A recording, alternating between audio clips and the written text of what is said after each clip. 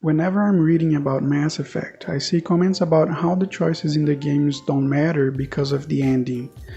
But even though I don't love that ending, I never felt that way while playing the trilogy. So I thought we could explore a bit of how these choices work in terms of narrative and hopefully shed some light on the discussion. There will be spoilers for the Mass Effect trilogy.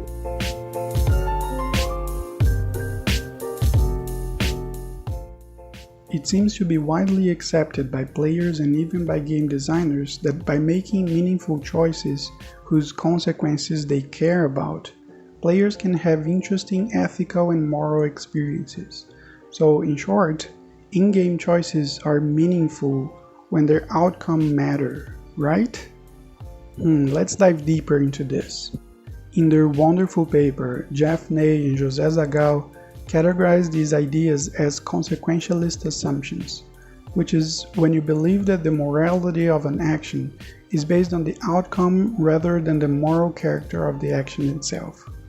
Following this belief, many people believe that the outcome of your choices should even be clearly stated before you commit to it. This idea can work wonderfully in games that have a story and structure more focused on the state of the world itself, especially in games that lean into a more strategic kind of gameplay. On games like Age of Empires or Civilization, you want to at least have a clear idea of the consequences of your actions. Alright then, so what is the deal with Mass Effect?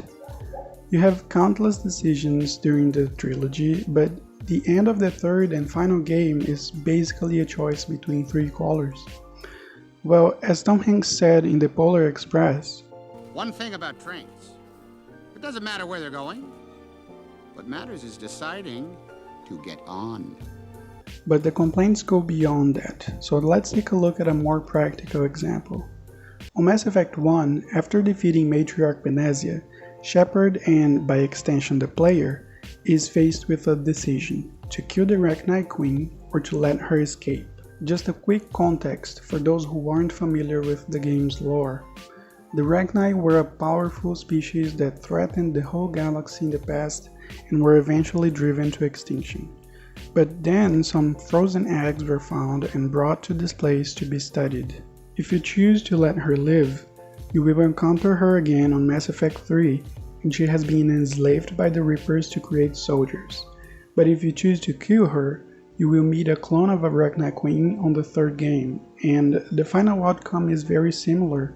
This is one of the examples people use to say that these games have only an illusion of choice, but that in the end, they really don't matter. But here's the thing, Mass Effect is not a strategy game. The point is not to make you think like you're playing chess, where every action must be calculated to have the best outcome. No, Mass Effect is a story-driven game, and most importantly, that story is 100% character-driven. So let's go back to the example and look at the choices again. Killing the Queen means to sentence an entire species to extinction, based on something that happened centuries ago when you weren't even alive yet and you can't really understand the entire context of those events. But on the other hand, letting her live means releasing a potential danger on the whole galaxy again, only because you put your feelings above logic and made a reckless decision.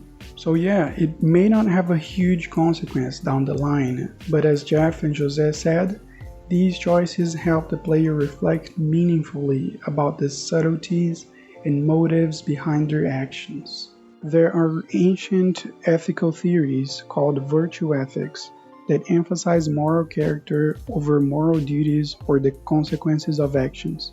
This way of judging the morality of actions brings the focus inward on the motivations and feelings of the actors themselves.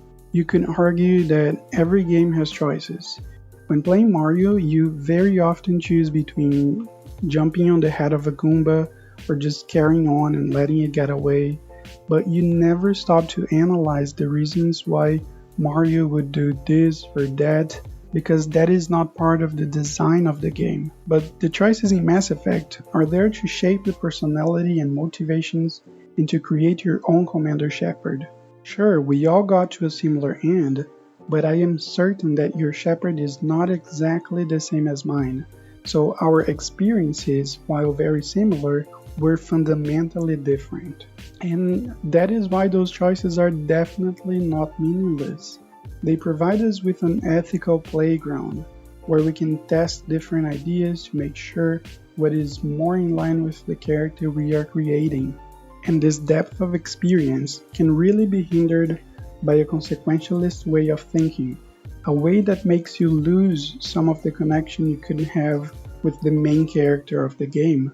Of course, a case could be made against the Paragon versus Renegade system, where if you want to unlock certain options, you have to commit to either one, but in reality, you can have a hybrid character and still access the best options. The only thing you have to do is to commit to doing every mission, and the DLCs also help. But think about it. In your life, do you have control over how things will turn out? Or just over your own choices and your own personal views?